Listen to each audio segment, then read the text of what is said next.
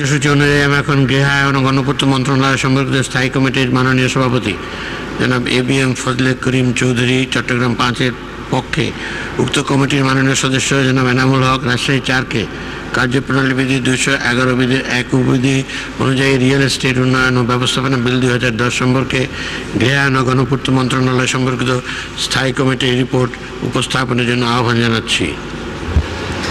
মাননীয় স্পিকার, আপনাকে ধন্যবাদ। এটা শেষ হোক। রিয়েল এস্টেট উন্নয়ন ও ব্যবস্থাপনা বিল 2009 পরীক্ষাকরণ সংক্রান্ত গৃহায়ন ও গণপূর্ত মন্ত্রণালয় সম্পর্কিত স্থায়ী কমিটির রিপোর্ট জাতীয় সংসদের 7/9/2009 তারিখে বৈঠকে উত্থাপিত রিয়েল এস্টেট উন্নয়ন ও ব্যবস্থাপনা বিল 2009 জাতীয় সংসদের কার্যপ্রণালী বিধির 246 বিধি অনুসারে পরীক্ষা করে সংসদে রিপোর্ট প্রদানের জন্য সংসদ কর্তৃক গৃহায়ন ও গণপূর্ত মন্ত্রণালয় সম্পর্কিত স্থায়ী কমিটিতে প্রেরণ করা হয়। রিয়েল এস্টেট উন্নয়ন ও ব্যবস্থাপনা বিল 2009 পরীক্ষাকরণ সম্পর্কিত স্থায়ী কমিটির রিপোর্ট কমিটির সভাপতি ABM ফজলে করিম চৌধুরীর পক্ষে আমি মোহাম্মদ এনামুল হক সংসদ সদস্য 55 রাজশাহী 4 কার্যপ্রণালী বিধি 211 বিধি অনুযায়ী এই মহান সংসদে উপস্থাপন করছি। মাননীয় স্পিকার, বিলটি গুরুত্ব অনুধাবন করে বিলটি বিশেষভাবে পরীক্ষার জন্য মাননীয় সংসদ সদস্য এনামুল হক 55 রাজশাহী 4 আমার নেতৃত্বে 3 সদস্য বিশিষ্ট একটি সাব কমিটি গঠন করা হয়। সাব কমিটি 21/1/2010, 1/3/2010, 22/4/2010 তারিখে বৈঠকে মিলিত হয়ে বিলটি অত্যন্ত আন্তরিক পরিবেশে পরীক্ষা করে বিলের উপর একটি রিপোর্ট মূল কমিটিতে প্রেরণ করা হয়।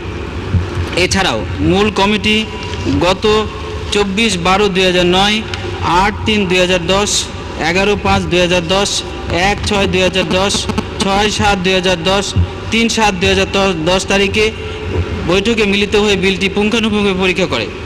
বৈঠকে উপস্থিত থেকে কমিটির যে সকল মাননীয় সদস্যবৃন্দ বিলটি সক্রিয়ভাবে অংশগ্রহণ করে অবদান রেখেছেন তারা হলেন সর্বজনাব আব্দুল মান্নান খান, মাননীয় মন্ত্রী 174 ঢাকা 1, নূরে আলম চৌধুরী 218 মাদারীপুর 1, মোহাম্মদ আব্দুল সাত্তার 153 ময়মনসিংহ 8, আসাদুজ্জামান খান 184 ঢাকা 11, জহিরুল হক মোহন 201 নরসিংদী 3, লুৎফর রহমান 296 কক্সবাজার 3, নসরুল হামিদ 176 ঢাকা 3, এনামুল হক 55 রাজশাহী 4, সাফিয়া খাতুন 333 মহিলা আসন 33। বৈঠকে উপস্থিত থেকে কমিটি রিপোর্ট প্রণয়নে সহায়তা করার জন্য গৃহায়ন ও গণপূর্ত মন্ত্রণালয় সম্পর্কিত স্থায়ী কমিটির মাননীয় সদস্যবৃন্দকে আমি মাননীয় সভাপতির পক্ষে আন্তরিকভাবে ধন্যবাদ জ্ঞাপন করছি।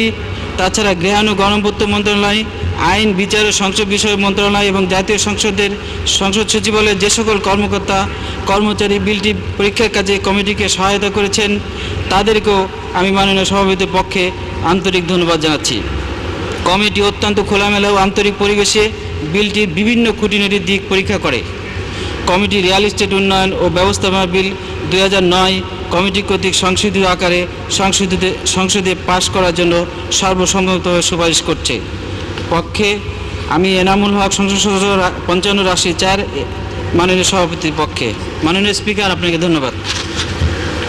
মাননীয় সদস্য জনাব এনামুল হক, আপনাকে ধন্যবাদ। রিপোর্টটি সংসদে উপস্থাপিত হলো।